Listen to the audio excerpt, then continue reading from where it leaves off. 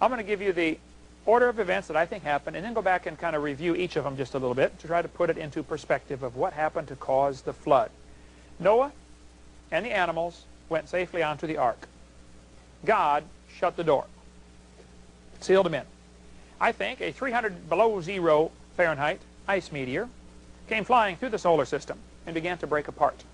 Fragments of this meteor hit the planets and caused the craters on the moon and other planets, and a bunch of it came and made the rings around the other planets. Saturn, Uranus, and Neptune all have ice rings around them, and some of the fragments of this meteor hit the Earth, landing on mostly the North and South Pole, freezing the mammoths standing up. As this meteor came flying in and breaking apart in space, the fragments would tend to be dumped largely around the poles because of the Earth's magnetic field. So the Earth had these massive cold spots. Massive cold spots, eh? Well, in order to understand why this is bullshit, it's necessary to understand the general orders of magnitude of the solar system. The Earth is a gravitational well. In order to escape from that well, it's necessary to have a certain amount of energy.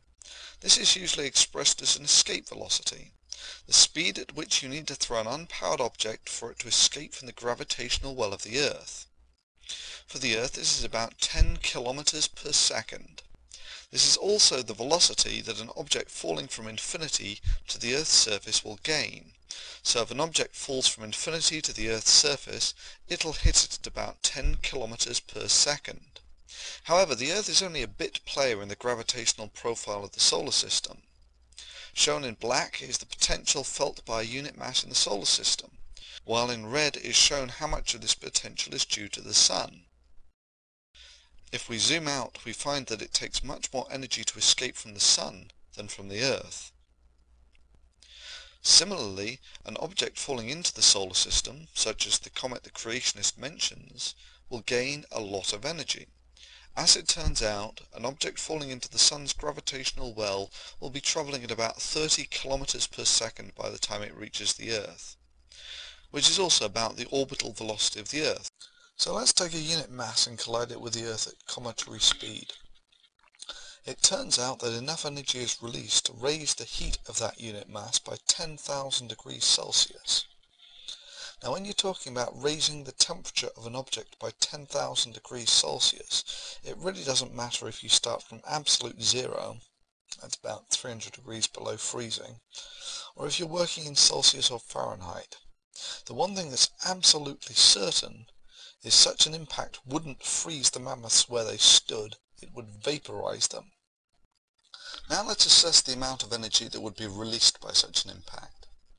This girl sits in a cubic meter. A cubic meter of water weighs about a ton. Recently, the Deep Impact probe dropped an impactor weighing about a third of a ton into the comet. The impactor struck the comet at about 10 kilometers per second and released the equivalent energy of about 4.5 tons of TNT. Now if a cubic meter of water hits the Earth at cometary speed, 30 kilometers per second, that will release enough energy to raise the temperature of that water to 10,000 degrees Celsius.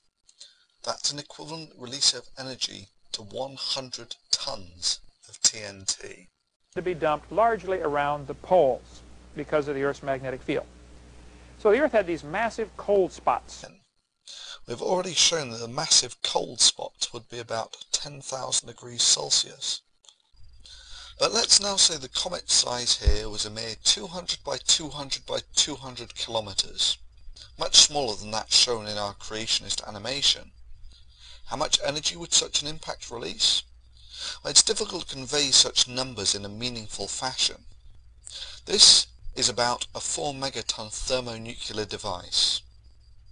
A 200 by 200 by 200 kilometer ice ball colliding with the Earth at cometary speed would release the equivalent energy of 30 such nuclear devices for each of the 6 billion people who currently live on this planet.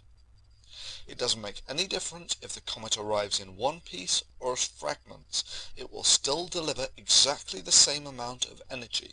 That's 30 4 megaton devices for each of the 6 billion people who currently live on the planet.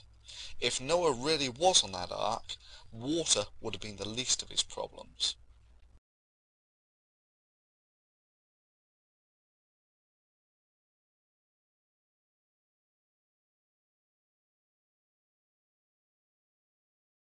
Fragments of this meteor hit the planets, landing on mostly the North and South Pole, freezing the mammoths standing up.